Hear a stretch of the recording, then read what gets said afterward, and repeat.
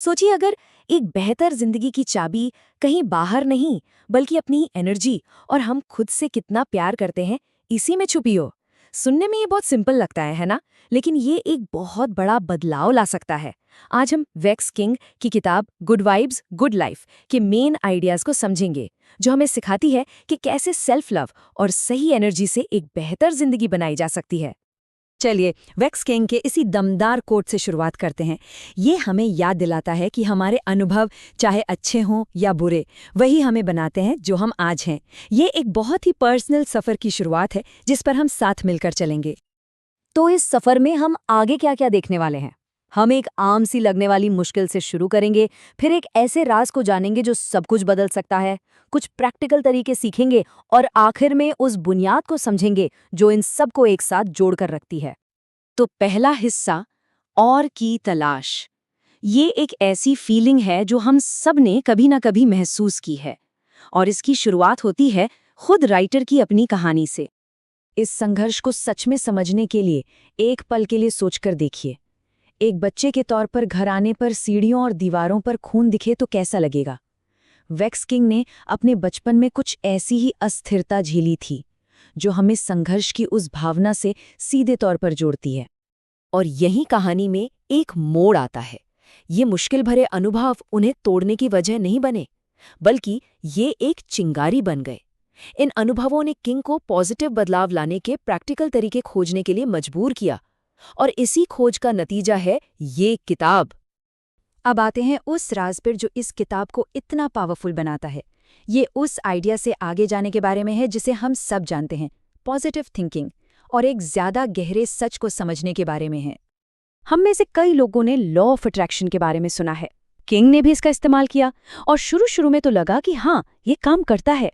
उन्होंने सिर्फ सोचने और यकीन करने से एक छुट्टी के लिए 800 पाउंड का टैक्स रिबेट पा लिया। लेकिन कहानी यहीं खत्म नहीं होती।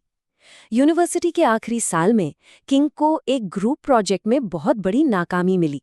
उन्होंने पॉजिटिव रहने की पूरी कोशिश की, लेकिन सब कुछ बिखर गया। तो अगर सिर्फ पॉजिटिव सोचना काफी नहीं था, तो फिर कमी कहाँ रह गई थी?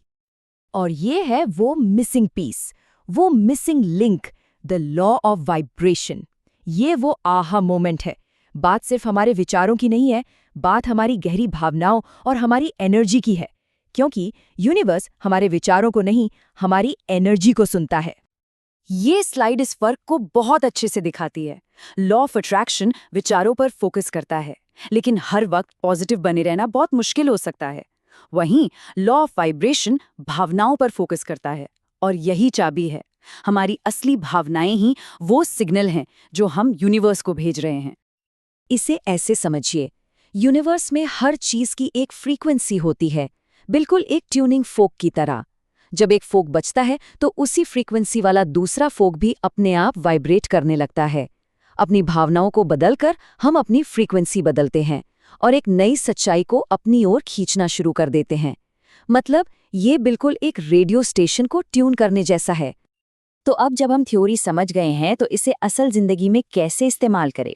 ये सेक्शन उन ठोस आदतों के बारे में है जिन्हें अपनाकर कोई भी अपनी वाइब्रेशन को बढ़ा सकता है।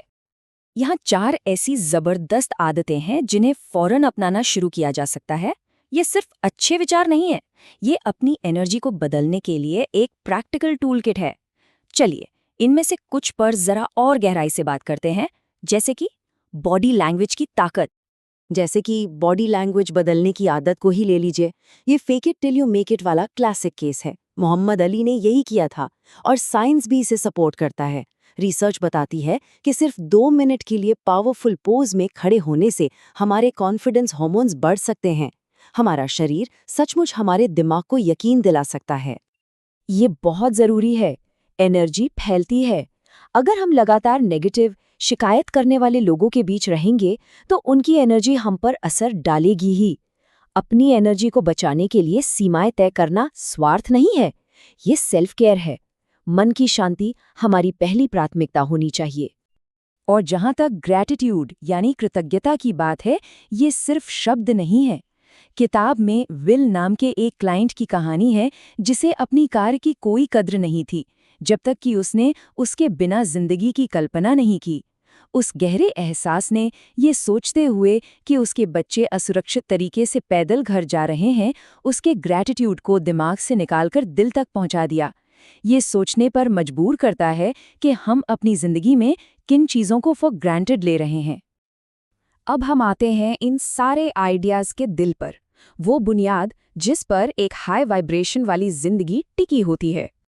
वैक्स किंग सेल्फ लव को सिर्फ खुद को स्वीकार करने तक ही सीमित नहीं रखते, बल्कि इसे एक बैलेंस के तौर पे देखते हैं। ये खुद को वैसे ही प्यार करने के बारे में है जैसे हम अभी हैं, पर साथ ही ये भी जानना कि हम और बेहतर बन सकते हैं और फिर उसके लिए कोशिश करना। ये एक पैसिव फीलिंग नहीं है, ये एक एक्टिव प्रैक्टिस है। ये स्लाइड इसे बहुत खूबसूरती से समझाती है।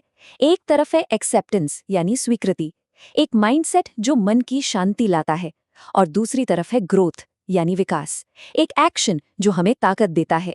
सच्चे सेल्फ लव को उड़ने के लिए इन दोनों पंखों की जरूरत होती है। आखिर में मैसेज बहुत सीधा और गहरा है। हमारा और जिंदगी का रिश्ता हमारे और हमारे खुद के रिश्ते का ही आईना है। जब हम खुद से प्यार करते हैं तो हम यूनिवर्स को भी हमसे प्यार करने के लिए न्योता देते हैं। और मैं आपको इसी एक सवाल के साथ छोड़कर जा रहा हूँ। ये एक ऐसा सवाल है जो हम में से ज्यादातर लोगों को सोचने पे मजबूर कर देता है। तो सवाल ये उठता है कि उस लिस्ट में कहीं अपना नाम भी है? याद रखिए, सबसे लंबा रिश्ता जो कोई भी निभाएगा वो खुद के साथ है। तो ये जरूरी है कि वो एक अच्छा रिश्ता हो।